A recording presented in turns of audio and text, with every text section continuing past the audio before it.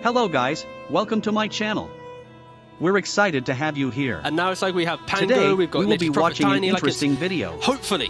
I hope you like it. It's an aggressive Please subscribe to my channel and hit the notification bell. Minutes, you know, yeah, it was rough to watch for this many months in a row, but maybe this is some new age Tundra where they crossed a river for once. Well, let's see what Tundra's plan is going to be. Some things never changed, probably unfortunately for 33 on the Enigma.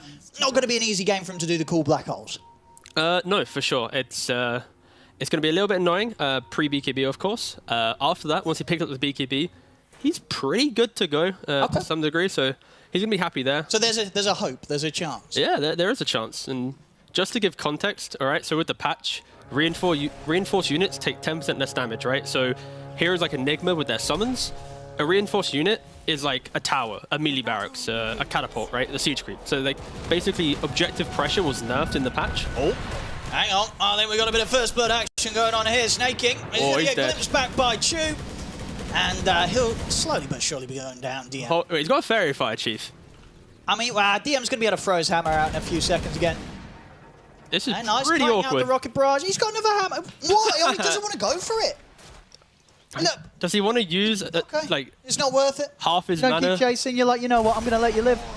And now Snaking's top lane with like 4 tangos, no salve, doesn't have the the gold to do it. So that's a bit awkward. Yeah, a bit awkward. All right, well let's check out some of these lanes. We've got mid BZM rocking the Death Prophet here against Nine's Pango. Anything exciting going on in this matchup, T?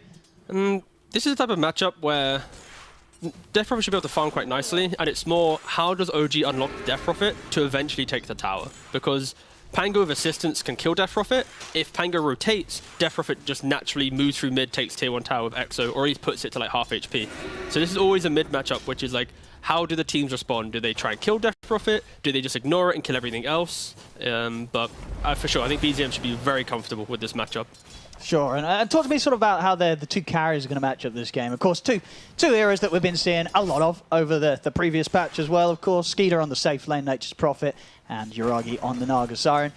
How do you sort of see these two go head-to-head in terms of what they want to achieve in a game and how they want to try and win a game? And how do you sort of rate the supporting cast that both of these carries have this game?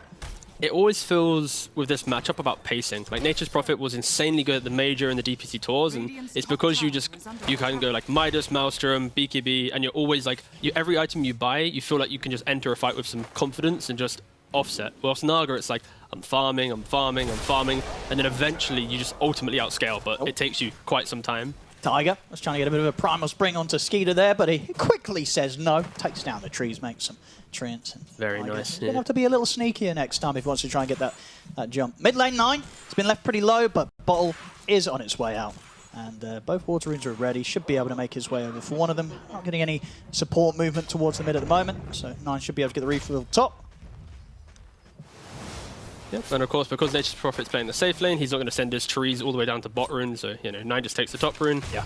Like, these are the small plays they could potentially make if they had a different laning setup, but yeah, for now, just going to lock themselves into lane. BZM very much happy with this top lane, DM. I feel like when you're playing this Dawnbreaker Monkey King, this is not the type of lane that, like, muscles up and just, like, crushes, especially when you have, like, treants to help this the Gyrocopter feel stronger, so, yeah, this Nature's Prophet very much going to be free farming, not the aggression that maybe OG was expecting to maybe provide in this offlane.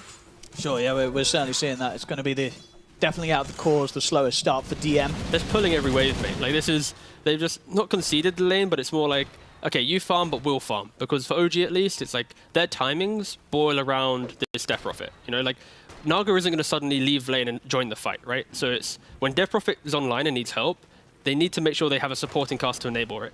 Like, can she cushion the early damage of the Pangolier, the swashbuckle, the roll? And it's like, you need your Dawn, your Monkey King to have levels to be able to provide that. So OG just respect their kind of early, like, kind of exit laning phase timing. So it's like, don't play the lane, do your thing. I'll see them be able to step up and look for a kill attempt onto Saxa. The glimpse back's there, but he's got the Fairy Fire at the ready. Not quite enough illusions still alive to keep punching into him, so Saxa's fine. But no one's dying, man. It's like, everyone's on like the edge of death, but no one's dying. And if you're Tundra, you're hoping for at least some type of kill. Like, there's a lot of toss-back plays in the bot lane with this Tiny into multiple Eidolons. Like, there are kill opportunities, but it's going to be a pretty farm-central game to start this one off. Oh, for sure. So far, a bit of a overall gold lead here for OG, already reaching around the full 1,000 at 4 minutes. And the mid lane definitely proven to be that tough matchup that you'd expect here for 9 on the Pango. 28 for 9 against him. You know, getting massively out-farmed in this 1v1. I gotta double check Tiger's pubs to see if he's doing anything spicy. So in his pubs, at least on his Monkey King, he goes for Orbital Corrosion, then he goes Diffusal Blade into BKB Basher. So he, yeah, really goes quite aggressive with his itemization. Not like the old school Monkey Kings that might go for like the Atos or an Orchid or something along those lines. He is. Oh, hit 9. Did swashbuckle in aggressively to get some of the creeps here. Woo! And he's got the Fairy Fire, but the Crypt Swarm will get him. BZM completely dominating this mid lane. And now the tier 1 tower is going to take a bit of a beating. He's had this incredibly fast level 6, 33 for 10, complete free farm in the mid DP. Now this tower is going to start taking some damage. What do you do about this, Tundra? Do you just have to sort of let this happen, or are you bringing anyone over? I mean, this feels horrendous I mean, this right now for is Tundra. the Look at dream Death sneaking. Prophet start. It's a level 2 Gyrocopter. What's he going to do to the level 6? Like, at best, he throws out a cheeky rocket, and in bot lane, 33 is getting aggressed on. And this is why you're not seeing Tundra really, you know, kind of protect the mid lane right now. Tiger? His tree got cut again, all right? Like, poor guy. All right. But at minute 5... BZM's going to be like, Mum, Tiger, this was going fine. I thought you said mum for a second. Mum! I was going to say my man.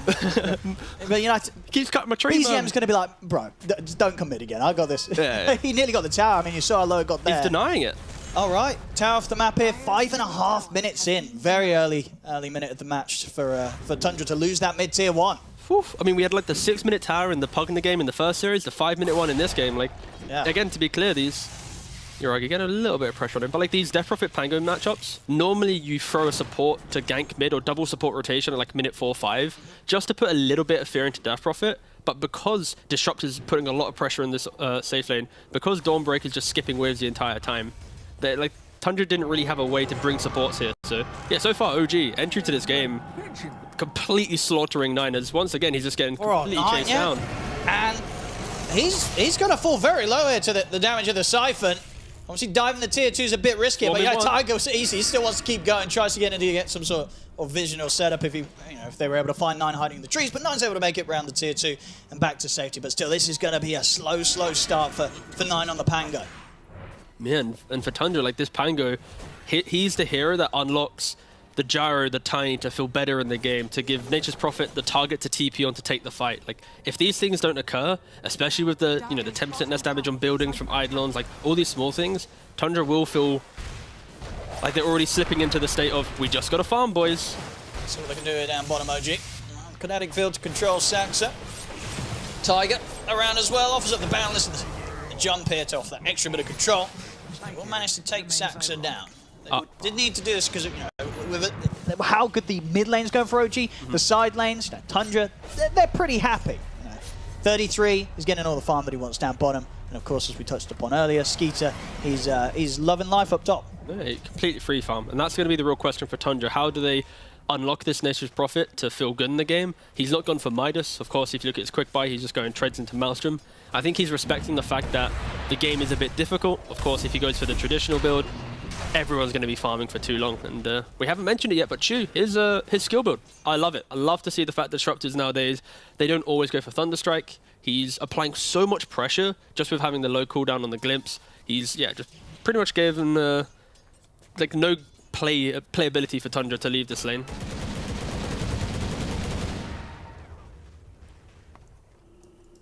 Let's see what BZM's move is going to be next. Of course, he's well and truly dominated the mid area of the map. Exorcism's back up. I mean, where would you imagine he's going to look towards next? Is he going to stick around this mid lane until he gets his next item, or one of these? Go for 9 again, mate. Why not? Yeah, 9's definitely the one he wants to find. See if 9's got any way out of this. He's up to the high ground, but Tiger, good control as well, making sure that there's no escape for this poor old Pango as 9 goes down again. I mean, Tiger's just an absolute menace right now. Like, he pulled 2 or 3 waves top, and then since then, DM's been just left by himself. It's why we're seeing this disparity between Nature's Prophet and Dawnbreaker. He's just soloing the off lane. But because of Tiger, he's gone to bot lane, he's killed mid multiple times. This tower falling mid so early, it gives him free passage to just jump from top side of the map to bottom. Yeah, I think Tiger, sure, Death Prophet did great against Pangolier, but Tiger's the one that's really, tightening those, the nails in the coffin. Oh, for sure. And it definitely makes that sort of top area of the map already feel very claustrophobic, right, for Tundra. Look at the mini-map. They're like... Tiger's just going to be watching you. He's going to be sat on a tree. He's going to have vision of what's going on. So Skeeter, he's lucky to find the camps that he does find here to get the farm in the jungle. And now, as it is, you've even got to deal with BZM sniping them with a Crypt Swarm.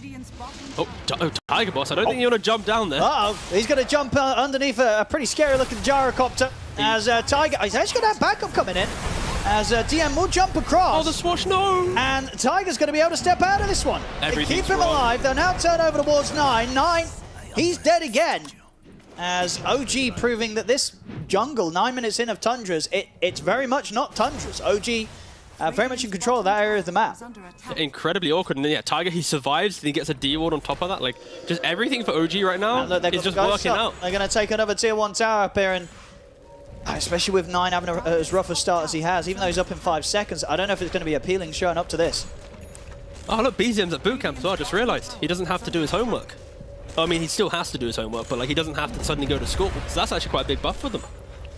He can focus on the dotes, and yeah, just the way that OG have been playing right now is just, you know, take mid tower, occupy jungle, DM of course, you're pulling these top waves, you get this free XP. Oh, here we go. Maybe Tundra can find something here. Uragi. It's just snaking by himself, though. It is actually just snaking. There's nobody else here, so Uragi is going to be more than happy with the fact that snaking sort of turned up. Gave away a bit of a kill slash assist here towards the two of them. Yeah, Chu, he just never left lane on 5. He just always stuck it out, ensured that Uragi wasn't going to get aggressed on by any quick rotation or anything, and yeah, he just protecting the jungle.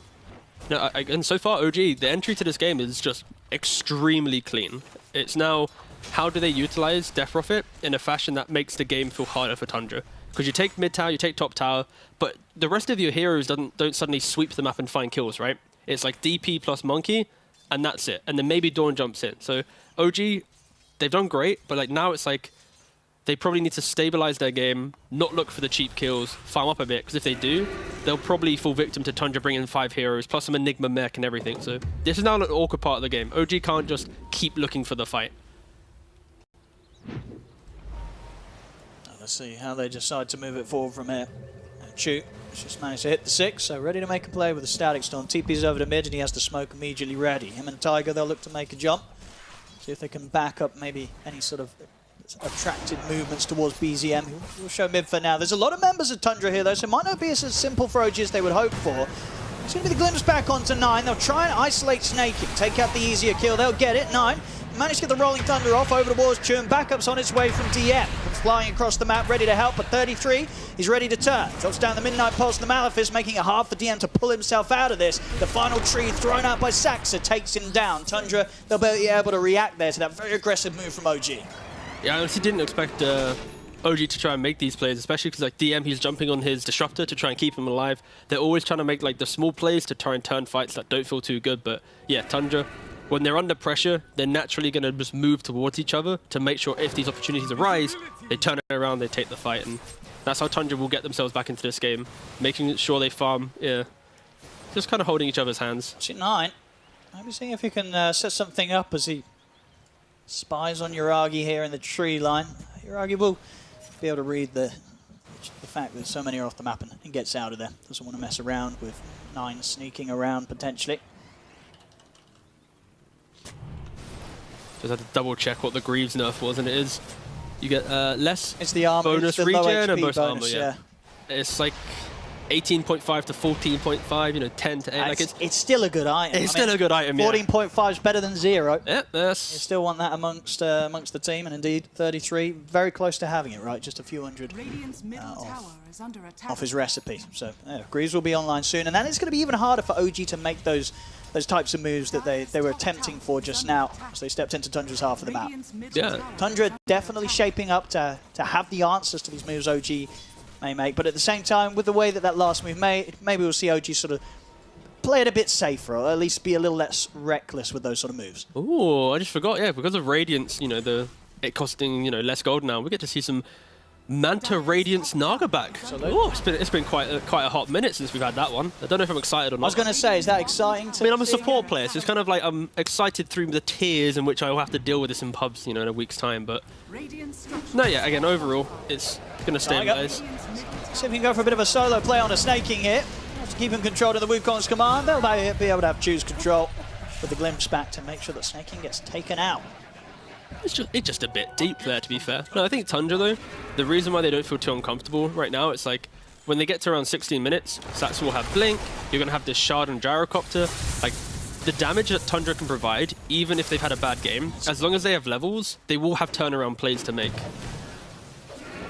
Nice move there from Tiger, making sure his lad BZM's able to grab that haste rune. No Treants are going to be denying that rune today. Yeah, like 1,000 gold away from BKB as well, so BZM, he's really going to want to try and make a decisive fight He's still soon. huge. Yeah. This Death Prophet is absolutely terrifying. You know, she will be coming for your towers. Oh, okay. 33 actually opted to change up. He didn't go for the Greed. Oh, he didn't finish it up? No, he's going for a Vlad's. All right, well, maybe the nerf did sort of come into account there when he was making that decision. His build up this game.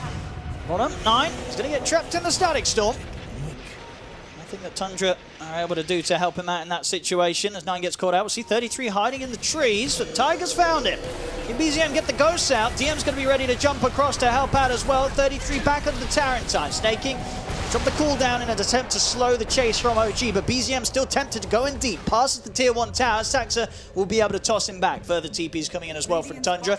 So OG, they won't be able to dive any further, and they've got no creeps really to work with. So all things said and done, Tundra, they're going to be happy with the fact that this exorcism from BZM is not going to be able to achieve anything more than this. Yeah, and that's the glimpse of hope for Tundra in the future fights, right? It's if they are in position to utilize the toss back, the damage from Pango and Gyrocopter, like, they have the ways to punish the aggression of OG. Of course, BKB comes out, that'll, you know, be mitigated, but I think for OG, in the back of their minds, like, they've had 2 plays now where it's like they invade top side of jungle, they get punished a bit. They try and go bottom, they lose the chopper, they don't get the kill. So OG need to make sure they don't kind of get too carried away with this playstyle, because Tundra will find a moment to get into this game, and of course, this technically is a 4v5. Like, we've not had to see Uragi do anything. Sure, he's got 2 assists to his name, but he's already got Manta complete. He's going to be able to rip Tiger completely off his tree, throw him back into the clutches of 9 and Snaking. It's a kill streak too, boss. It's like quite some gold going the way of 9 there as well. He's got Diffusal Blade. Whoa. I have not seen this on a Pangolier. This is some patch stuff, by the way, most likely. He's treads BKB.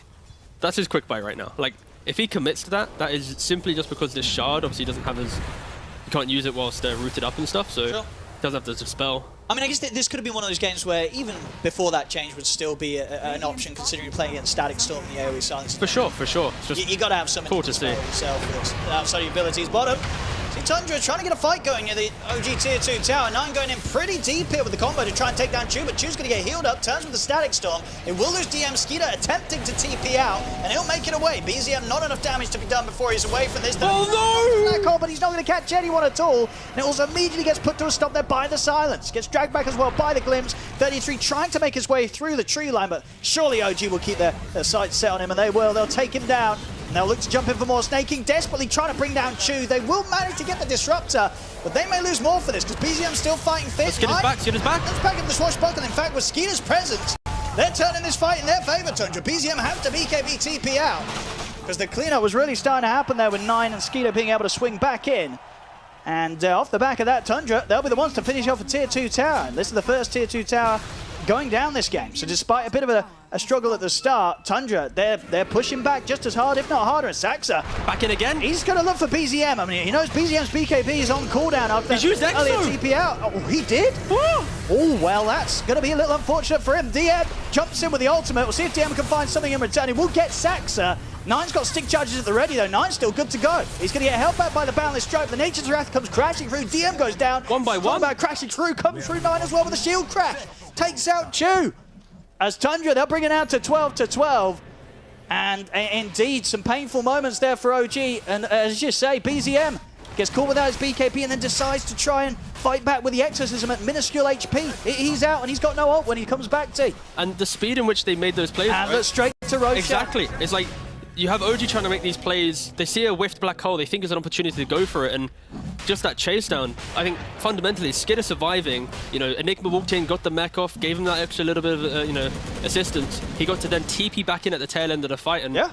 The fact that, you know, BZM, he didn't have the EXO, he didn't have the he didn't use BKB. Like, it was at the very end of the fight he started using those spells. So it's very difficult for OG to actually capitalize on the whiffed black hole. And no. I mentioned it before, right? Tundra, like, even though they're down, they're aligning themselves to a very aggressive moment in the game where it's like they just need a shard or they just need like that one 1500 gold item and then they're ready. Like sure they don't have the net worth at that moment in time, but with levels these heroes are insanely good. Absolutely, yeah. Tundra fighting very, very strong there, and now certainly have the better hold on the game.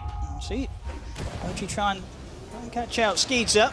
Catch him with the glimpse back. He's got backup coming in. Oh, he's very dead. But indeed, there's no way out of this. Kinetic Field and Static Storm played down onto him. Skeeter will get punished. A well-needed punch back there from OG as they find the enemy carry lingering in the jungle. That will be Tiger's Diffusal Blade done. So some more aggressive potential unlocked now for the support Monkey King. So that's what he is, hunting in the top side of the map. Don't know if you're even going to be able to kill off DM though. He has Greaves, Casual Cloak. He's trying to complete the pipe as well. Yeah, DM fully subscribing to the let me enable the lads. He'll probably even go Ags down the line as well. Because like you get jumped, you throw in the healing of a Dawnbreaker, you throw in the healing of like a Naga shard as well. Saxa! He's been good with these catches and he'll keep them coming. Just does get the toss back onto DM, but as you say, with the items, DM a little too much for the rest of Tundra to want to commit into, especially underneath the still standing tier 1 tower up on this top lane. Full hood now, so DM, you're going to be even tougher to take down. 33, finish off the Wraith Pact. Really happy to see that Wraith Pact hasn't been nerfed, Smile.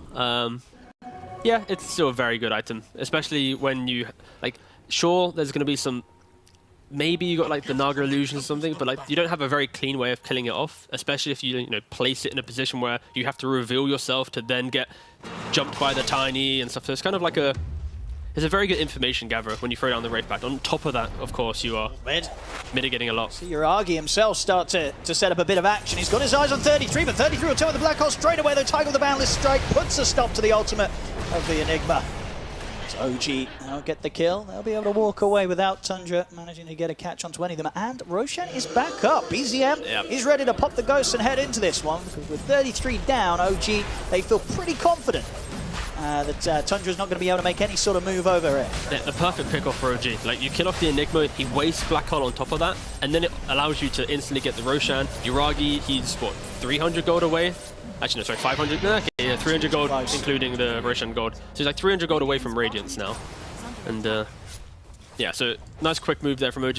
Honestly, a little bit surprising from Tundra. They, after quite a nice bounce back into the game, they kind of got a little bit relaxed and allowed for that kind of tenacity of OG to seep into the game once again.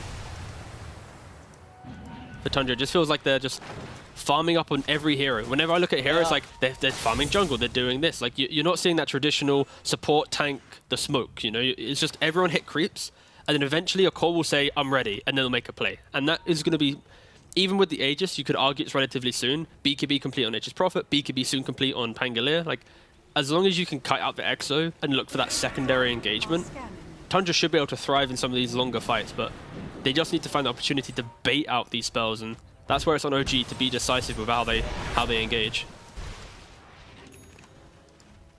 Tiger has got eyes on Saxa and Uragi. He's more than happy to get involved in some action whilst he has this Aegis. Saxa with the blink, but Tiger is ready to set up for him. He's in with the slow of the Diffusal Blade, and Uragi try and step outside of the Avalanche. Does still get caught by the Avalanche, but it doesn't matter. His illusions are gone. Him and Tiger still able to take the kill. Oh, Radiance is online. Look at his net worth skyrocket soon. Oh, for sure. I mean, because you would feel at this point, this is where Tundra, they're really going to want to try and force the fight, right? Because if you sit back and let the minutes pass, this Naga Siren's going to outfarm everybody. Yeah, I feel like for Tundra at least, this game will get difficult due to the fact that they conceded the first Roshan so easily, especially with an Enigma. Top. Go for the pick up on the BZM, but he has BKB at the ready. Just want to bait it out. Bait it out. They should be able to. He's getting very, very low. We'll put the BKB DM jumping in with the Solar Guardian. They actually might be able to get aggressive onto Skeeter. No, just kidding. Skeeter will just happily stand his ground. He's got the backup of 33 snaking and 9 and 9 with Rolling Thunder. He's ready to chase DM down. Tiger still watching for the trees. Same to be said for BZM, see if they can get back in on this, but 9's actually able to catch BZM in the tree line as well. Uragi dodging out the Rolling Thunder from 9, but another connection over towards BZM is going to cause a lot of trouble for this Death Prophet, as there's no further escape available for BZM. BZM gets taken out. Saxa on the side's caught Chu. The Song of the Siren comes out just in time from Uragi to save Chu. But still, 2 down on OG. As Tundra, they're able to punish and they're able to push. Straight down the top lane they come. They'll take the tier 1 tower. Yeah, and that's exactly what they got to do, right? I mentioned this idea of poking the fight and waiting to truly find that engagement. And BZM, he understands that he's pretty tanky, but he waits so long to use BKB in the hope to not have to use it, that then the fight then becomes awkward and dragged out long enough that Tundra once again are able just to continue poking down OG in a position where OG, if they were together, you could argue they could be the aggressors. So much AoE damage though, they have to respect it. See here, Tundra, they still want to keep the fight going. Sax gets the toss back onto Chu, but Chu will be able to lay down the Static Storm on top of 9. 9's caught, he's taken out. They'll lose Chu, 30 Route 3 with the Black Hole, he's caught Tiger, there's nothing to put a stop to the Black Hole this time, as 33 will be able to successfully control and take down the Monkey King. Quick toss back onto Yuragi. OG, they're desperately attempting to chase Skeeter and 33 in this situation. Yuragi's a little low, but he's still got that Aegis here for 2 minutes, so he's happy to go down the ones. And he's actually still alive. He's keeping the Aegis safe. Finally, he'll fall. Skeeter attempted to stand his ground. PKB's at the ready, but the physical damage is too much. He goes down. Yuragi and BZM, they're looking for the cleanup here. They'll run down Saxa. Saxa, has he got any options? He tried for a TP out, I believe, there, but he gets caught by the net. He goes down. It's a team wipe T. As actually, no, I didn't try for the TP news, for sure. But those sort of fights there, I mean, we just had the buyback from Yuragi, but that's all it took. Outside of that, OG able to just turn and just chase Tundra out of that situation. As soon as they knew the Black Hole was used, it felt like they realized there was nothing more that they needed to feel threatened by. Yeah, just to make sure it was Tiger with the buyback. Yeah, Tiger. Okay, you said Yuragi. No, I did. Did you say Yuragi? Did I mishear you? I don't know. Okay. Well, just in case, because I thought I heard Yuragi. Okay. I was panicking. Tiger, yeah. I was like looking at the little. I was like, what? I'm pretty sure he had Aegis, but no. Okay. Maybe I just. I don't know. I thought. Yeah, it's fine. It's fine. Yeah, we'll check we're kind of old, you know. It's fine. It's all good. So anyway, yeah. For OG at least, they trade off the Aegis. They get some more kills. Sure, they use one Tiger buyback, but it's like. Yeah. I think they again get a lot from that. Like they gain a lot, but for OG, I think they're kind of learning. In each engagement, they need to be decisive. When they see a fight, they need to localize it. They need to take that engagement in the moment.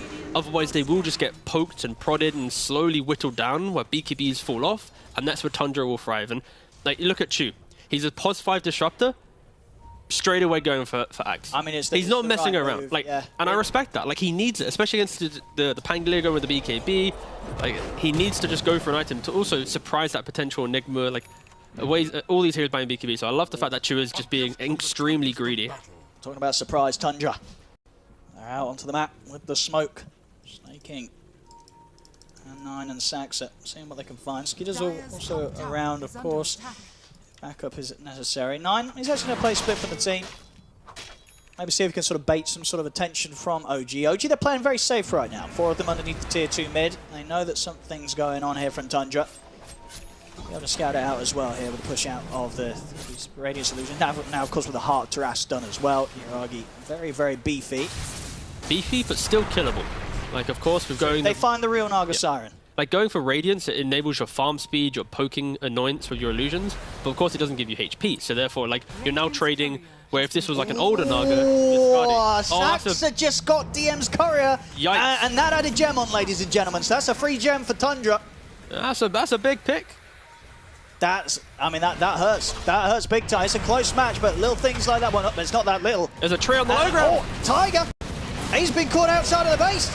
And he's gone. We'll see DM jump in with the start of the Guardian, but Tiger, of course, he's out for 75 seconds with the fact that he pulled back for the last fight. PZM committed with the Exorcism. Skeeter wants the BKB, stands his grounds, loops back onto Snaking as he'll be the one that gets caught in the Static Storm. 33 stands his ground with the Black Hole. He's locked down BZM. BZM's out of the game. Saxa gets the toss back onto Yuragi. That's Yuragi gone, and he hasn't got buyback. He's out for 50 seconds. Tundra, they take down 3, they're ready to push to the high ground T. They just got absolutely destroyed. Like, Tundra have just an abundance of damage, they have their BKB timings, they find the Monkey King, and like, OG, their lineup is like cute, it's quirky, they gotta be, you know, quick around the map, but the way that Tundra just group up as 5 and just A-clicks down lanes, this is refreshing to see, by the way, from Tundra. Like, it took them maybe like, probably since TI, I've not seen like this level of aggression. It's normally a more methodical game, but this is methodical aggression at least. So it is. It's good to see. So we're getting some good fights from both teams, but so far, yeah, Tundra overall, the way that they sort of kind of push and pull in these team fights has definitely been that little bit superior to OG so far. I mean, for OG at least, like when you look at their heroes, all of their setup is like soft setup, right? It's like kinetic field, it's ensnare, then you got like some Monkey King stun. Like outside of that, how do you actually localize a fight? And that's why these BKBs, the speed in which Tundra have itemized to be just strong, is now forcing OG to be in an uncomfortable position. It's like they really need Chu to complete this axe, to have any kill threat, unless Tundra are just like misplaying or overextending. So I think, yeah, Tundra did this. Even though OG were playing incredibly well in the early game, they just identified a clear timing where their draft would fall off if they aren't able to capitalize on certain moments. Saxa. It's a cliff wall. He's going to be able to throw Tiger straight off the cliff. And well, that's a dead Monkey King. The rest of OG, they'll be nowhere to be seen. They don't want to take a part in this bit of an engagement, or whatever it was. I mean, next time John here for 33, he's going to be able to pick up that ether lens. A bit more reach on the black hole potential. I mean, already we've seen some good potential from him. 33, last few fights, he's definitely been able to set up a, sort of the guaranteed kill on one of OG's heroes. So at the end of the day, you've got to expect that somebody's going to get caught by 33 in these fights. I mean, it's all he has to do. Like, he doesn't need to do some blink or whatever. He might go down the line, but as soon as he picks up BKB, like, there's no deterrent from this from these black holes. They're taking over tier 2 tower here, Tundra. Really starting to take control of the game. 9k lead. OG, they still have, of course, good farm on Uragi and BZM, but you start to see Skeeter just tower ahead of both of them. This Nature's Prophet, absolutely massive. Some excellent farm picked up across the map, and Skeeter's involvement in the team fights has been absolutely bang on. BKB Satanic done on top of the Gleipnir, and he's well on the way to start going through that Skadi. So he's going to have great damage, he's going to be everywhere, and he's probably going to be harder to kill than the Naga Siren is, if you look at the other side of the map. A smoke up from OG, like, they are hungry for some engagement. Yeah. But, you know, black hole's up in 10 seconds, so most likely they'll be running straight into it. Tiger, he wants to find 33. We'll get him with a boundless strike.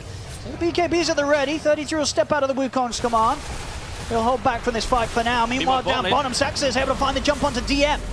DM was attempting to push out the bottom lane on the hope that he could join the team later for the fight with the Solar Guardian, but Tundra, they make the move as you should, and they go straight for the Dawnbreaker. Snaking, he's out with the TP, same for Skeeter, and in fact, Saxa, he's able to Ogre Seal Totem himself away. So Tundra, they make the move, they get the kill, and they get out. Yeah, that will... Tiger, what? Hold. Saxa knows that Tiger's got his eyes on him, and Saxa will cancel the TP himself, turn with the Avalanche, and opt for the old-fashioned walk back to base. And just look at top, like, instant into Roshan. Yeah, Tundra, they're just dragging OG around this map right now. They're not allowing them a single second to make a play. I mean, it definitely feels like that, right? Tundra, they go for the Dawnbreaker. They get the kill on the Dawnbreaker. OG, they move towards where the kill happened on the Dawnbreaker. They're just pushing and pulling OG all over the place. OG, they're kind of playing into the hands of Tundra at this moment. So that's the cool thing, though, with Tundra, right? Like, when they see this opportunity, they know Dawnbreaker, he plays like a Spectre, right? She plays like a Spectre. It's like, you play on the other side of the map. So they smoke to kill her, whilst then kind of baiting other heroes to give OG hope that they can find a better engagement to utilize Dawn to jump in. So, yeah, Tundra just understanding the map so beautifully that they can just drag OG around and... Oh, Tiger. He's probably going to fall here. I mean, Saxa, he has been doing a pretty good job of finding these catches, especially onto poor old Tiger. Tiger will be able to tell with the boundless strike, but Nine still with the Rolling Thunder ready to go. Jumps across and helps take him down again. Yes, Saxa, he's not letting Tiger... Oh, they found BZM too? So BZM can get out of this. He has got the BKB TP because 36's got a black hole at the ready. Is he going to use it? No. Oh, he's got it. He did wait, but he's got it. It's there to put a stop to the TP. DM will still attempt to save BZM here with the Solar Guardian, but there's no saving BZM as a huge amount of damage comes crashing in from the Nature's Wrath. Now the Malefice on the DM, they'll look to chase him out as well. They'll go for a very ambitious TP out. It won't be successful. It's more kills for Tundra.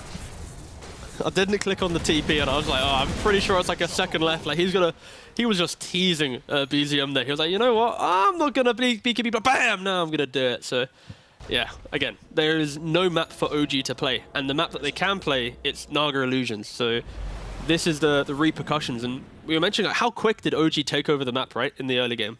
So the mid tower, 5 minutes, top tower, like 10 minutes. Look at the time, 32 minutes 40. Look at the minimap. The only 2 towers that they took were from BZM's early fight. That one move where they smoked up mid with the Disruptor to try and occupy the jungle and they got swatted away by Tundra, that single play just prevented OG to have any kind of forward-thinking momentum pretty much. So, yeah, OG, after a great start, just didn't really find it in their draft to get the fight to Tundra, or at least to stop them from farming on literally every hero.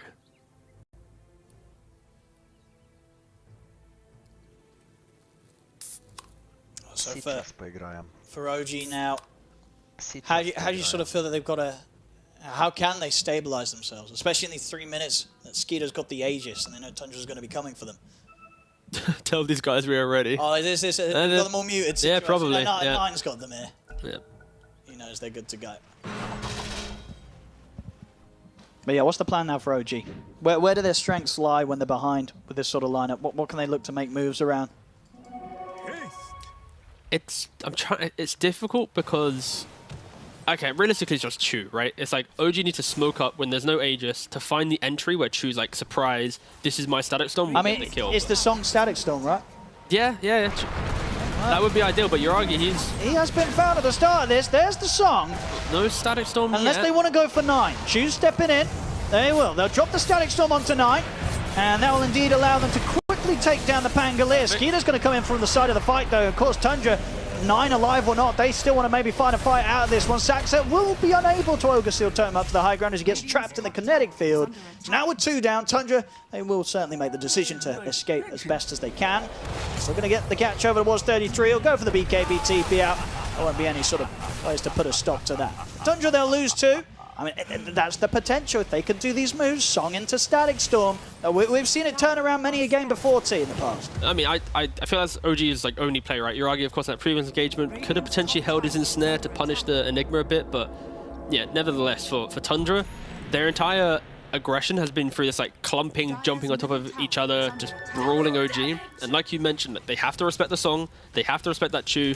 Honestly, after what has been quite a weird game, to be able to even farm the Ags quite cleanly throughout that, like that is the lifeline right now. He didn't even have a Philosopher's Stone this No, he had the whip for a little bit of time, and then he had a bit of a... I mean, it helps, he hasn't really died too much. Get the catch on a snaking, but there's going to be backup coming in. Yuragi's got to be a bit careful how deep he goes for this one. Yeah, he's hesitant on stepping forward, and if anything, Saxa's going to be able to jump over towards him. Top lane, BZM has jumped for the TP out, and back over towards the mid. Yuragi, he did get brought back here by the play from Saxa, and he'll end up dying close to the tier 2 tower there, Tundra. So Yuragi swimming a little too deep there. Yeah, it's just trying to go for another snaking kill, but you know, killing off a pause 5, it's kind of whatever at this state of the game. So yeah, over aggression from OG. Gosh, the Tiger's got to be so careful. I feel like Saxa always knows what tree he's on. He's a Monkey King player. You're allowed to. You got to be spicy when you're playing this hero. Saxa's. If he sees him jump anywhere, Saxa's going to be quick to follow up. Oh, the instant smoke break. They know these up somewhere. Get him! What? Oh, no, check every tree apart. Wait, they got him in the tree. They threw one. He's able to jump up to the high ground. We'll get caught by the Malefice and the Gleipnir. He's trying to get the Wukong's command out, and he's got his own BKB done as well. So he'll attempt to walk this off, but Skeeter with the Skadi, he's got down to take down Tiger. He hasn't. Skeeter's getting a little low himself. Still 45 seconds left on the Aegis. He's healing up with the Satanic. BZM has been caught in the Sprout. DM's jumping over the Solar Guardian, trying to keep BZM alive, but he won't be able to save him in time. BZM goes down. DM also trapped by the constant stuns that Tundra had to throw out upon him. It's Tundra. They'll take the fight. They're more than happy to bring it up to the high ground of the base of OG. Get some pressure onto this mid-tier 3 tower now as well. Maybe even the barracks also. I mean, we've got both DM and BZM down. 40 seconds, 55 seconds. We'll see how they sort of consider playing with their buybacks, but they may just let those towers fall, those barracks fall. Yeah, he's actually using the reel in. Reel him in. 33. He's in with a BKB black hole. Jumps in. And that's Yuragi down and out for 70 seconds. Same for Tiger. I mean, sometimes you go fishing and it bites back. As that was the case there, as he's got no buyback. They're using the buybacks here on DM and Tiger, but BZM's out of the game. That's a dieback on him. They're falling apart here, T, and indeed they'll tap out. GG is called. Tundra, they'll take this game 1-0. I mean, it was just a really good game from Tundra. Like, the way that they bounced back from that early aggression, the way that they were able to...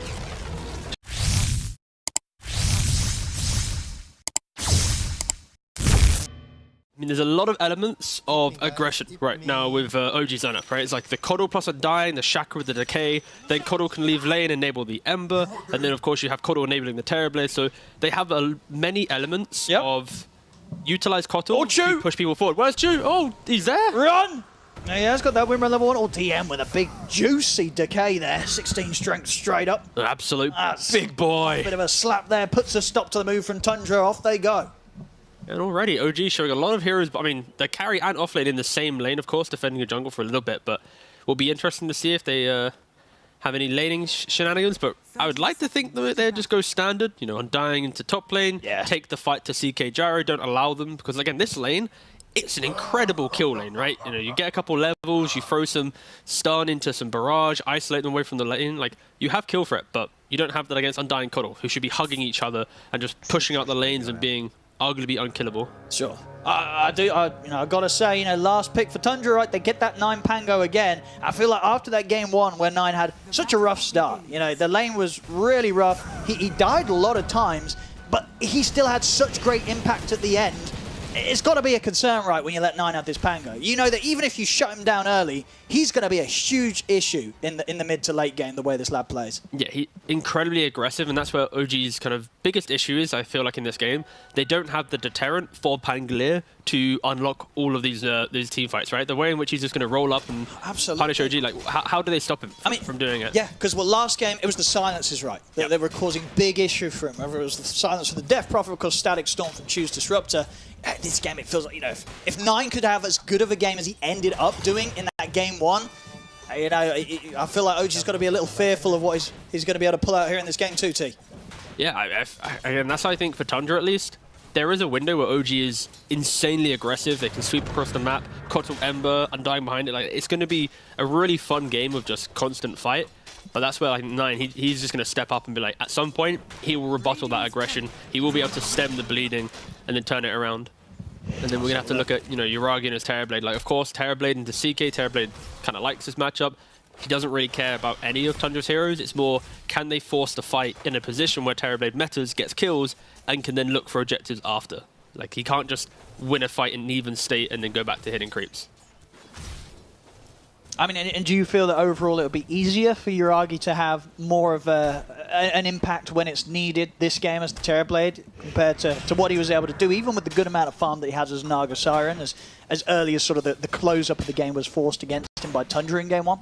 I think it kind of depends on Saxa and how he plays, because Saxa on his Tiny, he can threaten Uragi early on, can prevent some of that early jungle farming. Sure. And if Tundra gets that like high-paced play, you waste a meta, suddenly there's that big window where you can't really do anything as a hero. So even though I like OG's lineup for its fight, Uragi is on a more aggressive carry. It still has the same issues like Terrorblade, Naga, that there are big timings where it kind of doesn't do anything, right? It does feel like there's going to be a lot of burst damage that's going to be thrown the way of this Terrorblade, right? This won't be easy for a Terrorblade to turn up to, this sort of lineup that Tundra have. They can kill this Terrorblade. Yeah, for sure. It's like they can kill him up into the point where he's got like 4 items, right? It's like some Satanic, Skadi, BKB, kind of down that line. Then it's like, wait a second, how do we kill him? So for Tundra, it's just the race to close out the map, to always force Uragi to chase his next item rather than freely farming it up and decide what's happening. So far, everyone's just, hitting creeps. BZM doing good in mid lane. Of course, it's not a Death Prophet into a Pangolier. It isn't going to be some absolute one-sided affair. Oh, Chew. It's a good shackle down bottom. He's able to catch Saxa, and that'll do it there. First blood for Uragi. They're very happy there with the efforts of Chew to set that one up. Yeah, already, the OG's laning phase, at least in the safe lane, Chew, a little bit of a different mentality than, I guess, Misha in regards to his play, a little bit more aggressive, and already they're seeing the effect of that roster swap, as Chew, in previous game of Disruptor, went on it here, finding opportunities to give Uragi a bit more fight in the lane.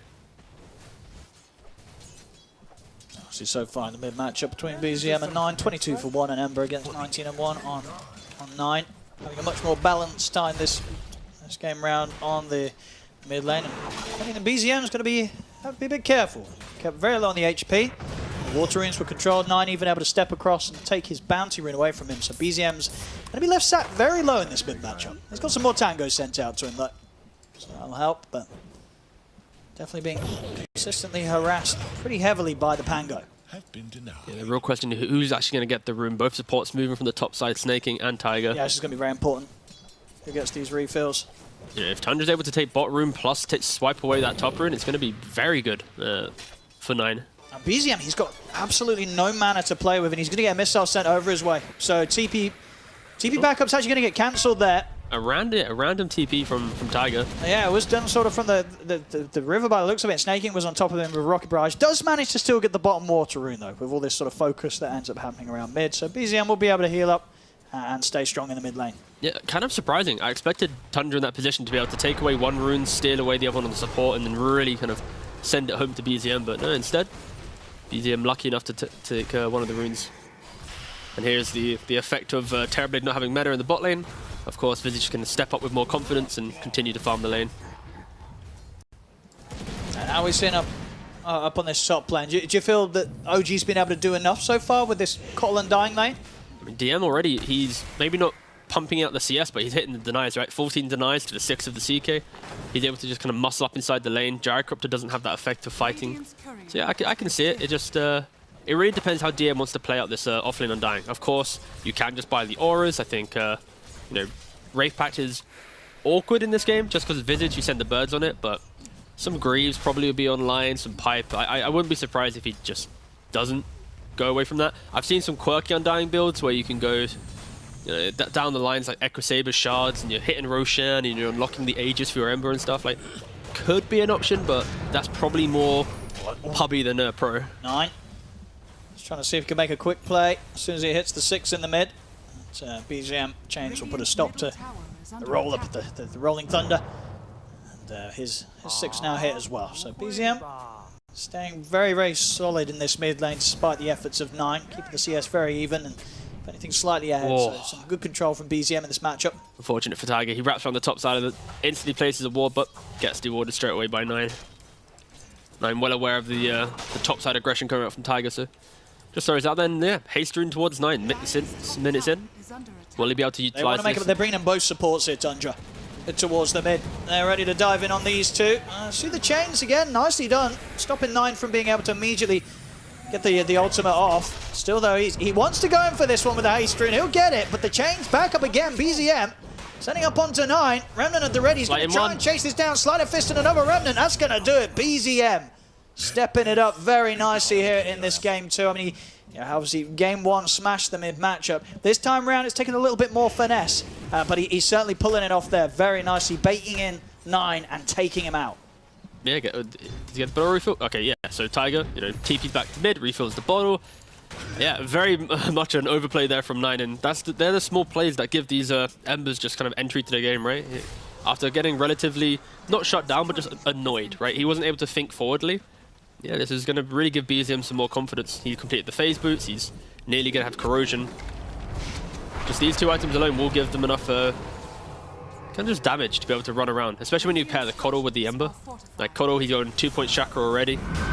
He might even get oh, actually that's a big boy stack. Yeah, Tiger. Yeah, for DM, yeah. Under-leveled, but that's because he's just been running around, enabling everyone else. This is going to be very nice for DM. Should get him a 6. And look how polite DM is. He puts the tombstone on the right-hand side, so he doesn't then aggro the ancients. He takes only the hard camp. That was a very, very polite DM farming pattern there. Trying to go for a kill, snaking. He knows that TP is going to be the easy answer for him. BZM just died mid meanwhile. Okay, Nasaxa coming in to help out 9, making sure they get a bit of a revenge against BZM, as BZM was starting to get a bit out of control. Yeah, he died to the avalanche into then just perfect CC of the Rolling Thunder. Saxa seeing if he could even set up for another toss back, but Chew. Run at the ready, he's out.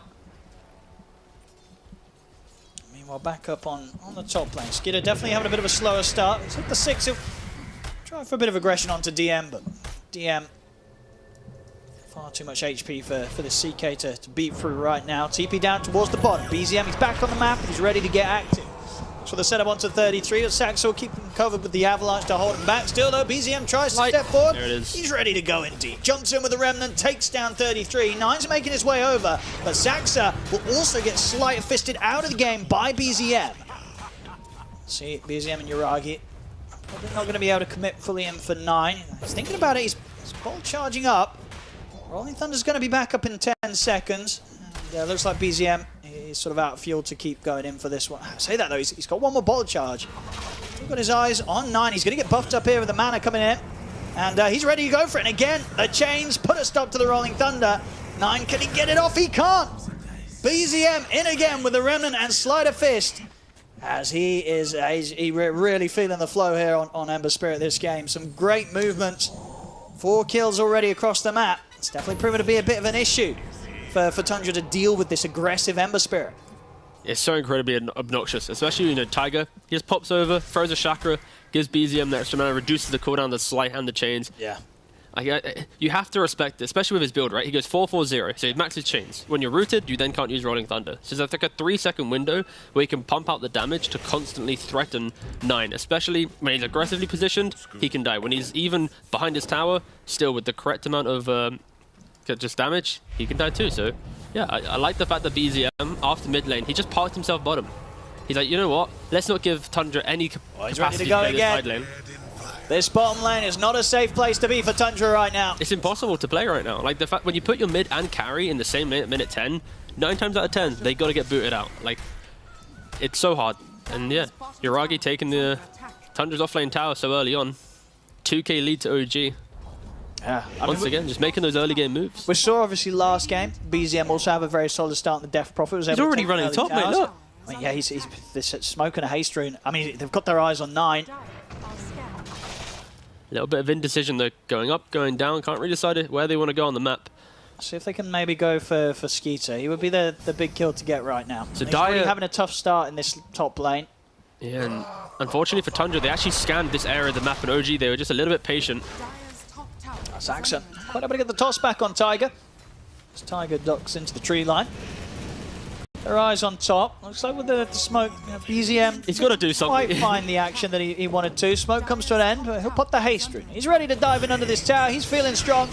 Gets the chain set up, and Snake King does not stand a chance. Quick remnant. Back over towards the middle of the map. Still have the rocket chasing his way. Same time, 9 and Saxa, they're looking for Yuragi, but they know the TPs are going to be coming in. So 9 won't continue to sweep through the tree line with the Rolling Thunder. Saxa getting left behind, tries to save himself with a toss, but they'll get the kill, and BZM, he's made his way over from the mid lane. He's in with the chains, 9, he's going to go for the TP out. Ow, he's going to make it. Gets away just in time before the Sleight of Fist was back up, so this time 9 will survive. This is some really annoying Dodo OG's playing, because not often when you take the enemy offlane tower, does the carry then also stay in that position of the map and continue farming there. It's like Tundra, when they lose their tower, it's like maybe they concede, but no. They just continue fighting. 33, he pokes his head up for a split second. Guess who's already there? He's there. This is such a disgusting combination. Yeah, him and Tiger, they are just ruling the map right now. Let's see if Tundra can put a stop to it. I'll try and get there. Themselves on top of BZM, but BZM's got backup. And so connect, but Yuragi there offering up the HP. It won't be enough to save BZM, though indeed he does still go down. So Tundra finally able to put an end to that pesky Ember Spirit. So have to be a bit careful how they step up towards Yuragi. 9 left very low. Chew maybe seeing if he can look for the snipe onto 9, but they're into the trees. Saxa turns with the avalanche. Yuragi stepped up pretty far. The familiar stuns are there. 9 is ready with the Rolling Thunder. He's going to be able to chase down Yuragi. And Yuragi maybe sticking around a little too long there. Completely underestimate the fact that Tundra, they were ready to fight back. As 9 moves in, picks up a second kill. Chew, he'll make it out with a TP away in the tree line. That's a little bit sort of the same issues that we saw OG have in that first game. They get this lead, but sometimes some of these fights, they take them when they really didn't need to, T. Yeah, I mean, you got to respect the attempt of aggression from Yuragi, but standing his ground, popping that meta, then trying to chase down into multiple heroes, it was overconfidence. It was playing a little bit too far, especially when you look at DM, right? He's completely crushed top side in regards to CS, 89 for 15. You compare that to the 14-11 of the Visage. Like, DM's have an incredible game.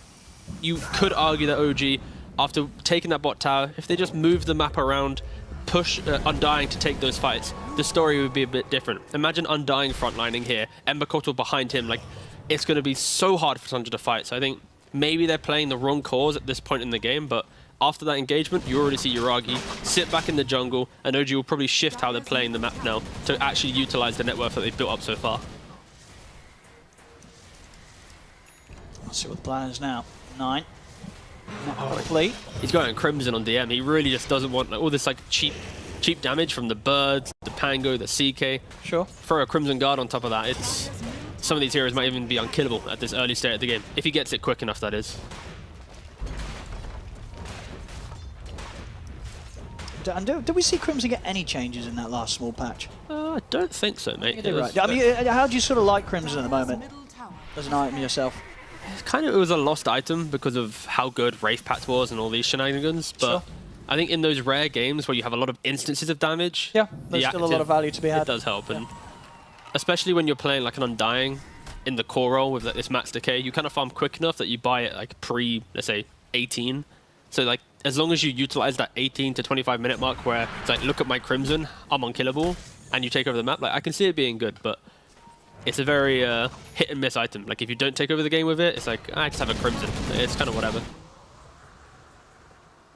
Let's see what we get going next. As you can see on the odds provided to us from Esports.io. Pretty close right now. I'm definitely feeling that. Slight favour over towards OG. Of course with the lead that they have right now. So that's going to be snaking caught out. BZM back on the map. Him and Tiger ready to just continue running at heroes. The Maelstrom complete and on its way out. They're going to be even more potent doing so. So they've got to be really aware, Tundra, of where this Ember Cottle might be heading towards, because they'll have kills on their mind consistently here. Again, you have to... I feel like Chu's playstyle so far has been just super calm as a 5, where like he plays lane, he doesn't like make these rash TPs where he's trying to break the map quickly. And like in this game, he's playing this winner on a max power shot, he sees a slight chains, he then always will hit the shot, right? Like he's not wasting it, he's just playing... I just feel like a really calm game, and for OG at least, that helps stabilize the rest of the game. Like BZM, he's the playmaker, and now like everyone else is just farming behind that. So yeah, I think so far, at least OG in the 2 games that we've seen, the first 15-20 minutes has been very aggressive, very methodical play. At least in the previous game, they fell flat, they went kind of over-aggressive, but at least in this game, you've seen how they've calmed that down a bit. They're waiting for like the team to be ready, a core to join in correctly, and then that's when they're making the engagement. But this Crimson Guard is complete and Undying. It's minute 16. You got to expect OG to try and make some big team fights right now. Tundra, if anything, they've got to dodge it. Like they just, unless Pangolier is just insane in the fight or Saxa gets blink in that entry, I'm skeptical to see Tundra really breaking that team fight at the moment. There we go. BZM. His eyes on Skeeter, and he's going to be committing in here with a Remnant. Tells him at the ready though from Skeeter, and at the same time the rest of Tundra, they're going to make the move for Uragi. They know that Uragi's been left on his own whilst OG make this aggressive move, and they'll take him out. See, Skeeter on the other hand still managed to survive a little longer. Finally the shackle shot and power shot from Chu takes him down, so both teams losing their carries. Yeah, truly quite poetic. And I think if anything, Tundra probably the victors of this engagement, just because of course 33 wasn't part of these smoke shenanigans, was able to kind of recover his own game and sit in the bottom side of the map and farm up. Yes, that's for completing up his Blink Dagger. There we go. I mean, we saw what happened last game when he got that online T. It started to go rather rapidly downhill for OG once Saxa's got this item online. Yeah, I mean, you know, Nine just completed up the Greaves as well. He went Diffusal into Greaves. He's playing for his team. You got Blink Dagger on this Tiny. There is a timing from Tundra. I mean, there we go. Greaves immediately showing its value here. There's the change that have been so annoying for Nine will no longer be. Now you get the toss back onto BZM, and both of those item pickups, they couldn't have come at a better time, right, T? Absolutely, yeah. Straight into play. Truly perfect. You know, you're dispelling the root, you're then throwing the toss turnaround to, you know, punish that Ember. It's, once again, it feels like that's what Tundra did in that previous game, right? It's like they concede the early game, they're getting a little bit outplayed, but they make sure their item pickups really just give themselves some entry to the game. And there's Visage, Tranks, Vlad's, a drum. Like, these aren't insanely big items, but for Visage, these are like the cheap items you buy in a difficult game to basically push your team forward. I think the main concern though for Tundra is how does Skidder kind of enter the game? He's currently sitting at 0-1-0, sorry. He's going to complete his Echo Saber, he's got Armlet. I feel like for Tundra, if anything, they need to find a fight outside of Roshan to then use CK plus Pangolier to get an Aegis to continue the fight.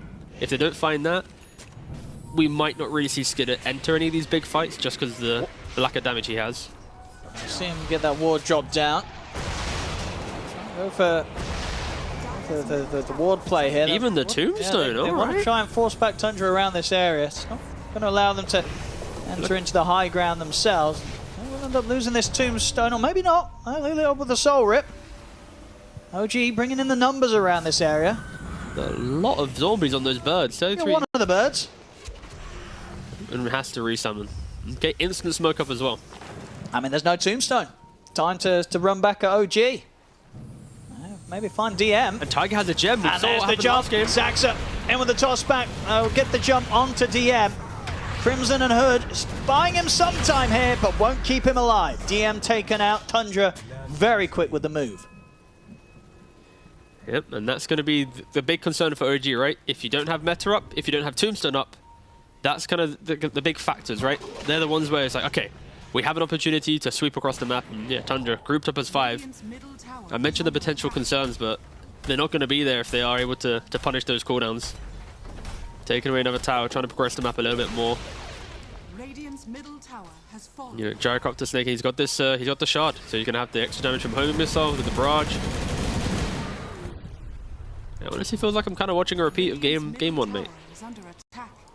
OG, they had that lead again. You know, BZM popping off, but starting to fall behind. You know, 9 really taking over. BZM, he's in the river. Ooh. Saxon nearly finding it there with the avalanche. They'll smoke up, and Ace Rune at the ready for whoever wants to charge into battle. It's going to be Skeeter. They'll grab that one. They'll head straight into the triangle, see what they can find. Uragi's trying to hide behind a tree. Nice blade cancel there. For the rest of the team, smoked up behind him. OG, they're thinking about going for a fight themselves here. See what they can get a hold onto. They're looking towards Saxa. Shackle shot for Chu won't catch on. Chains, only going to be onto the 2 familiars. They'll kill off one. Won't be able to get the second one quite yet. Do get that missile stun off, and in fact, Skeeter's thinking about following up onto the Ember Spirit. Saxon's in with a jump. They're able to burst through BZM. They'll take him out. The tombstone's down, but Tundra, they'll quickly remove that from the fight. They surround Uragi. Uragi trying to stand his ground. He'll get the Sunder off to get himself back up to full HP, but they've lost BZM, they've lost Chu. They'll bring down Snaking, but Uragi's just surrounded here by Tundra. Sax is back in with another toss. There's a triple kill for 9. 4 dead on OG. As just a rough fight there. You know, OG, they try and get back in on the action. But so the amount of stun control, and again, 9 just popping off completely this match at a much faster pace than he did in game 1. And he didn't look half bad in the second half of that game 1. He looked fantastic there as well. Now move into Roche. This is going to be theirs, T. But yeah, if we just look at the replay, you know, Ember gets hit by the homing missile, instantly just caught off by Skidder. Saxa, I think he has just played so well in this series, in this Tiny, waiting for the perfect moment to go in. And OG, in these engagements, they can't retreat, especially from the chase down of these heroes. They have to lock themselves into this scrappy battle of the river and hope they can get the lead. And yeah, you can't, especially you mentioning 9. He's just cleaning up the fight. And just look at Tiny's position that entire time. He jumps in, kills Ember, he then goes back into the Roshan pit. He sits back, he chills. He sees an opportunity for another core kill, he then goes back in. Like, he's not just walking around the fight, trying to get some right clicks. He's just waiting for the big And here he goes again, Saxa. Another big pick. I mean, it really does feel like if Saxa gets his blink at a decent time, good luck.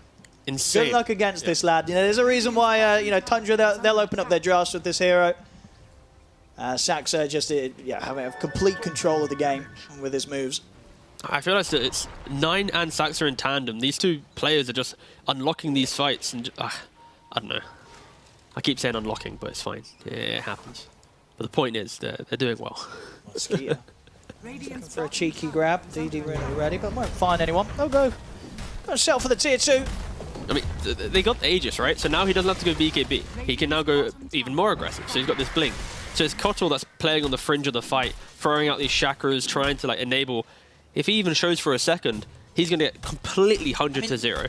Same thing with Windrun if she doesn't get the Windrun off. Yeah, I mean, even for some of these cores, right, for Uragi, you know, he's nearly got the Skadi, but even with the Skadi and the Manta, I don't really see how a Terrorblade can stand in the midst of a fight that Tundra brings towards him. Like, how does Uragi stand and do the damage against all these heroes jumping on top of him? I mean, normally this matchup is Uragi has like 1 item ahead, and Pangolier doesn't have 14,000 net worth. In those scenarios, then Terrorblade can stand his ground, but because you've got, what is it, Diffusal, Mouse... BZM?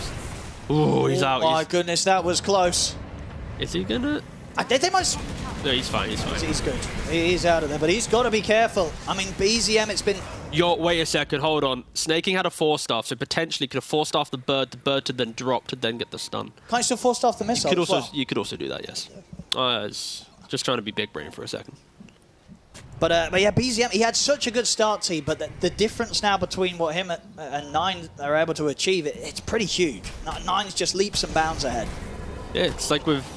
Again, it's the comparison of like heroes that need levels to heroes that need items. And like Ember is a hero that needs levels early on, but then instantly you get to a point where it's like, I need my BKB. If you don't get it, you're just food. And we kind of saw that in this game. Like, he was insane with his early levels, he was destroying, and then it's like, wait a second, now you need to farm for 5 minutes to get the BKB to continue crushing. But OG didn't kind of enable that window, so now he's just always playing a bit of chase up, unfortunately, which after such a great start, like, finding the BKB timing is what really allows these teams to close out some of these games. But he's going to have the BKB complete now. Okay. Yeah, he needs it. I mean, we're seeing it already, especially, as you say, with the way that Skeeter's adapted his build and got this earlier Blink Dagger on the CK. If one sort of stun catches BZM, there's going to be follow-up. Yeah, and now 33, obviously, with the Boots of Bearing, with the Wraith Pack, they have plenty of chase down potential and also just survivability. It's, once again, Wraith Pack is a very good item. Okay. And that's Yuragi's courier gone, T. So that was the completed Skadi. Hold on, but they got CK on top. See what they can get here, Skeeter. He's still got that Aegis, of course. So he'll be fine burning through it the once. The question is if he can set up for another round. Doesn't look like it. The rest of his team aren't here, and a shackle shot catches him immediately. OG, a well-needed kill there on Skeeter, as he plays forward a little too aggressive with that last moment of Aegis time. And yeah, the rest of his team was nowhere to be seen, T. They weren't with him there. They were off, sniping things on the other side of the map, but yeah, that happens. Sometimes the Aegis gets you, but BZM walking into a couple lads. Can the two supports kill him? A little close. It's a good job he had his BKB, otherwise he may have gone down there. They'll be able to turn takedown snaking. Saxa, he slides his way out. He'll manage to make it away. So they'll lose snaking, but they get a BKB usage out of BZM for it. I want to see some 4-stars from snaking at this point. These homing missiles, we could have easily got some extra boinks on this one. Look at this now. They know that BZM's BKB is on cooldown. Nine's going to see if BZM plays a little too relaxed, but he won't. BZM gets back up to the safety of the high ground. Won't be able to catch him. Now this is the true joy of the patch, right? So if we look at 9 for a second, okay. So we got ourselves a Greaves. All right. Shard kind of got nerfed, didn't it? Let's just buy a Satanic as well. So yeah. It's like a really expensive version of what Shard did, but that's clearly proof about how broken Shard was for Pangolier. The fact that he's having a very good Shard. It's a very good Shard. What other hero can spend that much to get a Dispel? You know, you're having to pay the big bucks for these big items. You're not able to just sort of throw a casual amount of gold towards the Shard. Yeah, it's more levels than Shards at least. What do you mean levels? What do you mean like? I meant like heroes with spells rather than items. Sure. Or at least with Shards, I meant. I was trying to go from like A to Z of the heroes, like what Shards actually dispel. That's what OG's moves next. We'll be having to do it into this BKB from Skeeter. Next time round, he's not going to be quite as easy to take down. Poor old Yuragi. He had his Skadi complete, several minutes ago. Taken out the courier, wasn't it? And he's already got like a BKB complete. So he's got 2 items basically coming out in the next 3 minutes. I mean, that's pretty big though. Let's see what Yuragi's able to set up in the team fights with the Skadi and the BKB. If he gets in, pops BKB, he should have a pretty good chance of standing his ground and really causing Tundra to have to think twice about how they commit into the fight. Skadi and BKB, we're at a point now where the Terrorblade has to be respected. Yeah, I think in true OG fashion, in this point in the game, they... I feel like I said this in the first game, but this is where Chu needs to somewhat step up, right? In Game 1, it was this Disruptor with this Ags. In Game 2, they don't have the perfect lockdown, but if you hit these 2-man shackle shots, if you place these Gale Forces in the correct position, that will be just enough, isolation to enable Terrorblade to stand his ground and take the fight. So he doesn't have a blink, of course, it isn't his quick buy down the line, but I feel like it's like if you hit the shackle, if you hit a good route, if you get a good tombstone positioning in a choke point, maybe OG can do it, but for Tundra, they are. Yeah, you got to watch out around this Observer Ward. Just slow CJ. I mean, Sax is going to be going fishing. No, it's there. Sentry's down. Still Saxa. He's able to get the connection with the Avalanche. He'll slide back out. See Skeeter. Tap towards DM. DM's able to put the BKB. Shackle shot not going to latch. Skeeter's forced back to safety here by Snaking. Don't feel threatened enough to pop the ultimate here, Skeeter. Just in case a fight does get forced. So it won't be the case. Tundra, they'll back off, and OG won't quite have any catch. At the least, able to put a push to a stop. Yeah, this is the point where Tundra, you're in the lead, so you force your opponents back to the base. You don't allow Terrorblade to sneak out on the map and start skipping waves. It allows you to slowly grow your own net worth lead. And then when you have that, you then position yourself for Roshan. So yeah, Tundra, force top, retreat, play on their own vision. Satsu's got really nice positioning inside this tree line, trying to break smokes, and well aware that they are playing for this second Roshan, and that's when they'll try and get that Aegis and actually look towards, properly pushing this high ground. There we go, smoke time for Tundra. Oh, Saxa. He has the gem on Tiger, so got the catch, and that'll be a gem going into the hands of Tundra. Saxa rewarded for his good play there, picks up the gem. I mean, this one did last longer than the previous game. I mean, Wait, how many minutes was game 1? I mean, the gem got brought out on a current insta-die. I was gonna say, yeah. I don't mean the actual game. I thought you meant the game. No, I meant the gem. You're like, well, at least it's going a bit longer. It's not that bad. It's the first game in the the second series, sorry, in the DPC Western Europe. What was game 1? I'll check it out. Game 1 was 36 minutes. Oh, well. 9 minutes in on this game 2. Yeah, Tundra pre-major, that first game would have been like 74 minutes. So they have made stark improvements in the last 2 weeks. You never know. Maybe they'll make up for this game. We might get a 100-minute banger here. Yeah, actually, did any of the tier 5s get any buffs or nerfs? Let me double check. I don't think neutrals got changed at all, did they? Yeah, not really. Did any of the neutrals get changed? Double checking, don't think so. None ring a bell, no. They kind of forgot to do that. Oh. Just like the map changes. Easy, careful, Roshan's up. And pretty much what? Yeah, just under a minute. So both teams, Tundra in particular, they've got the better control around this area. And OG know they want to try and take them out from around the pit with the smoke. I mean, all of Uragi's net worth has finally turned up. He's ready to fight. The Scardy's there, the BKB is there. Like he wants to go for a bruising. Here we go. Let's see what he's able to do. Terrorblade ready to participate. 30 seconds for Roshan to respawn. Whoever wins this fight should be able to claw themselves into a very good position. So OG can, they can start the comeback, but it has to be with a well-placed, and observer into fight. And what's sort of the game plan here for Tundra? Get that BKB meta popped and then get out of there? Try and bait it out of him? Yeah, pretty much. It's if you want to take the fight, you huddle together, you kill off the tombstone, and don't allow Ember just to poke your backlines and to force out spells to be used defensively. Yeah, so for Tundra, just make sure you're as a unit, and you can see it in how they're positioned, right? You got 9, who is arguably quite unkillable at this state of the game, unless he gets hit by some insane shackle shot. Like, look at him, he's got Blink, Greaves. Okay, he's actually not going for Satanic. I was hoping he was going to do these, like... He did have it queued early. Like, imagine just the double Dispel memes. That would have been just delightful, but yeah. Honestly, I feel he can't... Hold on, though, mate. Right? What's he dispelling? The chains, that's it, right? What does he need the second Dispel for? Just memes. Oh, there we go. He's actually... he doesn't need it. Trying to get into the jungle, but... they're very careful about this OG. I mean, this is a scary point of the game. Whoever takes a bad fight here, they are going to concede Roshan to the enemy team. So everything kind of lying on this next fight, at least for OG, and the potential to make a bit of a comeback in this game where they have fallen behind. They cannot afford another bad team fight. Yeah, but already been pushed in, so that's kind of tickling on OG's front door, and now Tundra, they're going to use this information. Like, they're not defending bottom, so we can go for the fight. If anyone TP's down here, then they're going to go for it. BZM actually TP'd with no mana, so if he wants to come back to the fight, he's going to have to run all the way back to base and then regen up. So BZM off map for about 10 seconds right now. Tundra's going to start tickling at Roshan. See how OG take this. I mean, who's starting the fight here as OG? It's got to be like a DM just got to waddle in. He just got to waddle in. Give them the old waddle. Waddle.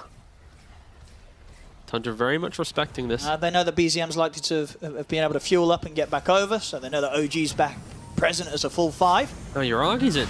Alright, starting to go for Roche themselves. Tundra, of course, they'll keep eyes on this. 33 sending in the familiar. Well, Uragi's easy out. to sneak this Roshan. This is probably the most awkward Roshan I've seen in the last... Yeah, I mean, I guess what Tundra know that it's very hard for really OG to initiate and start the fight, and Tundra themselves, they're like, well, you know what, if you can't start the fight, we're not going to give it to you. Yeah, it's kind of like Tundra in this position, the only way they can lose this game is losing this fight at Roshan to give OG Aegis and momentum. So for them, it's like, as long as we just play here, skip waves, and just force OG to feel really bad about playing this area of the map, then we'll just eventually build this lead. Like, the net worth's gone up like 2k gold since this Roche shenanigans have started from Tundra. Because if you look at the illusions, they're skipping mid, they're skipping bottom, they're farming together. Whilst OG, because they're behind, they don't have that freedom to push with confidence. They have to hold each other's hands. So, yeah, I think, I like the fact that Tundra aren't rushing things here. They're not chasing the fight. I think they easily could wrap around and do something, but OG... They realise the bait here. Like, guys, we got to do it. Like, if we just sit around the pit, it's going to feel awful. They've got the full Daedalus on Uragi, so better damage to quickly take down Roche, but we'll see the fight begin to get forced. See Snake can get another front. DM pots the BKB. Same for Uragi. BKB and Meta have been used here by the Terrorblade. So OG will continue to try and finish off Roshan. Snake can take it out. 9 jumps in at a little bit too late. Uragi already able to get the kill and pick up the Aegis on Terrorblade. See Tundra continue to try and push the fight in towards OG, despite OG getting the Roche for themselves. OG, they'll lose the turn, and BZM's in with the BKB, closes the gap onto 33, but 33 the stone form, buying a bit of further time for himself. Skeeter on the retreat is healed up by the Greaves with 9-9, and with the swashbuckle, but the Sunder's there. Jiragi's back up to full HP, toss combo over towards BZM, that's going to be BZM taken down. Jiragi and DM, they're kind of on an island here on their own. Back comes in now. BZM ready to full commit for this fight to get it into their control. OG is 33, trying to the TP out. He'll make it away, nothing to put a stop to it. OG, they get Roche, they get the Aegis. They do use the buyback from BZM, but off the back of that, they take the team fight. Buyback as well came out, of course, from Tiger. They're ready to push down mid a bit. And they're setting things up to enable Jiragi. Jiragi able to have a solid presence in those moves in terms of taking down Roche and pushing back Tundra. Yeah, critical buybacks as well. You know, BZM buyback to convert the tail into that fight. And you know, if you're OG, you think about your Terrorblade. He lost his Skadi component on his courier however many minutes ago, and then since then they didn't really take any fight. He completed Skadi, a BKB, and then a Daedalus before even like the first Roshan was truly contested. Absolutely. I mean, he's showing the potential here, Jiragi. To be able to turn this game around. Second Daedalus, sorry, but yeah. I just realized it first, but you get the point. Yeah, managed to pick up the shard as well. And yeah, we'll see what he wants to spend up into next. Terrorblade getting pretty well and truly slotted at this point. Yeah, I feel like for Tundra, oh, BZM. He's got BKB back up. So with the chains onto Snaking. DM prepared with the dust. Snaking won't be able to get away from them. Gyro out for 50. BZM's going to see if he can try and chase for more. Sacks are already into the trees. In fact, both of them will look to hide in this area. None will try and run straight back up the lane, so they'll be able to dodge the attempted chase from OG. Tundra, they'll get everyone else out of there. I would love to see DM pick up Overwhelming Blink and some attack speed. Just going to put it out there. He has the shard, so he's now spawning zombies on his right click. And he's got to the point where he's already got auras, right? He's got the hood, he's got his crimson. If he now scales to actually utilize his shard with some attack speed, with some additional move slow, like this build is so good. Like, it has destroyed a lot of high-level pubs. It's kind of a meme build, but at this point in the game, OG, like, they kind of need that like X factor in the team fight. They can't always rely on TB able to stand his ground. They need something to cause confusion and chaos. So I would love to see maybe down the line DM go for this itemization. But yeah, for OG, I think they were kind of given a little bit of a freebie with Tundra's hesitance to make that decisive play to try and take away the second Roshan for themselves. They kind of stalled it out, and I mean, Undying, Flesh Golem plus TB, like Roshan falls really quickly. So yeah, Tundra, a lapse of judgment just gave OG quite a nice window to get back into the game. Absolutely. And yeah, Satanic complete, just in the backpack, just chilling. These items are flying out for Jiragi. Yeah, feeling much better this game too on his Terrorblade compared to the tough start that he had this series on the Naga Siren. He's very much sort of this power that Tundra have to fear this game too.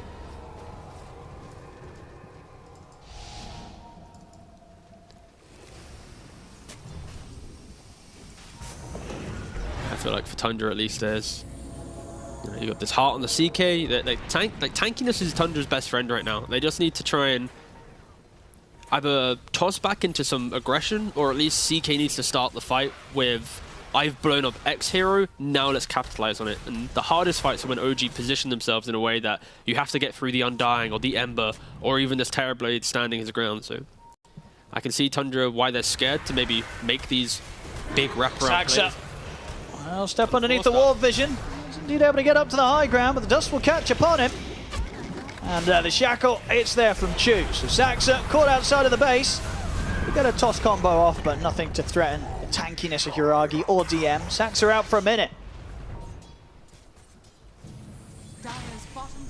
OG. Straight up to the high ground. And they're ready to get some damage done into the base. 40 seconds left on the Aegis for Jiragi. And Satanic heal back up. Get rid of that disarm. I just do love how annoying this Gyrocopter rocket is. So it's quite an amount of damage you have to respect. Sending up onto Jiragi the once. Nice man to dodge. The Glimmer allows him to reset. And the disengage. There will be a window now. 88 seconds, no meta. Even though age expiring, like this is Tundra's best window to look for something. Yeah. They might want to wait for Tiny. There's no outpost control. Sure, there's top tier 2. But if you're Tundra, if you're OG, everyone should be well aware that this is the moment where the Tundra fight should be breaking out, and they're already kind of like slowly shifting their way outside the base, trying to find something. As you say, they're definitely going to know that they need to. And we've seen them, so far this series, be pretty responsive when they've given these sort of windows. That they don't miss these opportunities, Tundra. They're very close to Nine's next item. The overwhelming blink himself. Yeah, OG well aware of this this movement. And also Tundra, I feel like they know how obvious that play is, so they're not even trying to make it. It's like, why would we bother making the obvious play? So let's just push out our lanes, reset ourselves. They're probably discussing now how they want to take the fight. And the option for that is, like I mentioned, they need to have that explosive entry to the engagement. Ideally, they can't really kill Undying now. Some might say he's pretty unkillable. Nah, he's definitely doing his job here, DM. It's like not even unkillable, but it's like annoying to kill. Yeah, it's like you don't. It's going to take a lot, and do you want to do it? You know what? You're not going to say to your team, "Boys, I got the Undying." It's like, yay! It's like we just wasted X amount of damage. Yeah, look. I mean, what are you going to do? Into them, slams down a tombstone. He's on top of the gyro. Snaking doesn't stand a chance. Yuragi cuts him down. I mean, I feel like DM right now can just pivot to being... He can just go in. He could do whatever he wants with his itemization right now. Like, I've mentioned this overwhelming blink. He's going Lotus to, disassemble mana boots and help the team out and whatnot. But there's so many options. I'll go back for a bit of a high ground push. No gyrocopter. No annoying missiles being thrown their way. As Saxo looking in with a jump. We'll be able to manage to get him underneath the towers here. Yuragi's able to get the BKB off, and he'll stand his ground. Heal up with the Satanic. He depots the BKB himself, but he cannot stand his ground against this Terrorblade. Yuragi turns his attention over towards Knight, but Knight getting a good shield crash. You have a lot of damage protection. In fact, the stun control there over towards Yuragi. Yuragi's out, and so's BZM. They get the kills, they defend the base, they clean up Tiger as well on the way out. OG, they get completely shut down on that attempt to push for the barracks. They don't get the racks. They lose 4 heroes, and 2 of them, they're still out without buyback. Tiger and BZM, they're gone for over a minute. They made that push at a time where, their own buyback's still on cooldown for about 30 to 50 seconds. They don't have them here. Tundra's just going to come straight running at the base, and with those 2 heroes gone, Tundra's going to be able to do more damage to the base of OG than OG was able to do to theirs. Yeah, I mean, they got Wraith Pact Dora, they got Boots of Bearing, they got, CK Altwin 20. I mean, OG kind of getting like 2 lanes probably taken here. Maybe more. Wait, Ember, how long? Wait, 30 seconds for buyback. OG, I mean, Tundra have timed this. They could just go to skip bottom. Well, have Tundra timed this, or OG mistimed it? That push. A bit of both, mate. Tundra's pretty good, and OG, unfortunately, have just absolutely slipped up. Yeah, I mean, it's a full set. They're just going to get megas. Oh no. I mean, I don't think this buyback's going to scare him. Maybe not quite the megas. We'll see what Throw the bodies, Tundra. Get the megas. Who gives a shit? Go. Oh, here's the fortification. Now the question is, will BZM buy back, or will he try and hold on for these 30 seconds? We'll see. He has got buyback back available now, and he'll use it. Buyback comes into play. Nine. Oh no! Nine just cleared at the back line. He just got in and he just took out both Chu and Tiger. And now that he's ready to go back in for more. Does it with a swashbuckle. Sunder will be off in time. Nine getting open, another swashbuckle to get away. He's out to the side. They'll get him out with the glimmer. BZM looks to chase for the remnant, and with the sleight of fist will still take down Nine. But now, can they deal with Skeeter? 33 is at the side of Skeeter trying to help out. It's a lot of physical damage. The stun controls there. BZM's out of the game. So is Yuragi. There's the stun up again for Skeeter. He's going down for sure. DM cannot save him. Tundra cleaning up, and OG, they're running out of options, T. They literally went for 1 mid-brax and lost the entire game, it feels like. Ooh. I mean, 33 is just casually killing them off. I mean, Yuragi should... My goodness, he was ready to go for more there. Yuragi should just be... He shouldn't be here at all. This is Tundra's base to take. They're back on track with getting the mega creeps. DM's in with a buyback. See if 33 wants to stick around. Shoot. Trying to get the shackle control, but he's gets caught by the stun himself. Skeeter jumps in, the wind run was off in time, so Chu buying himself a bit of a chance to run away from this. They'll turn back over towards Skeeter. Skeeter, he'll try and stand his ground, he's got the backup. Nice back, nice Nine, they're ready to go, Rolling Thunder's there.